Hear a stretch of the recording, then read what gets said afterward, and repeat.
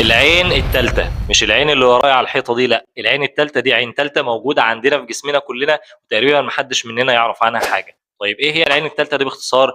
هي غدة صغيرة جدًا اسمها الpineal body أو الpineal body على حسب طريقة نطقها، وموجودة في المخ ومسؤولة عن إفراز هرمون مهم جدًا اسمه هرمون الميلاتونين، وهو بدوره بيعمل إيه؟ بينظم لك الcircadian rhythm أو ما يسمى بالساعة البيولوجية. الساعة البيولوجية اللي إحنا ضربناها كلنا وبسببها ما بنعرفش ننام نوم عميق، اللي هو بينعكس على صحة الجسم وتنظيم الهرمونات وتنظيم وظائف الجسم كلها. إحنا لخبطنا الساعة البيولوجية وبناء عليه هرموناتنا باظت وكمان وظائفنا باظت.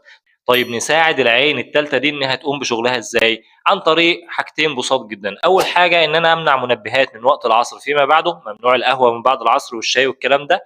كمان لما اجي انام لازم اضلم الاوضه تماما وما اسيبش مصدر من مصادر الضوء موجود، لا اباجوره ولا خلافه. وكمان مصدر مهم جدا للضوء اللي انت بتعمله دلوقتي هو شاشه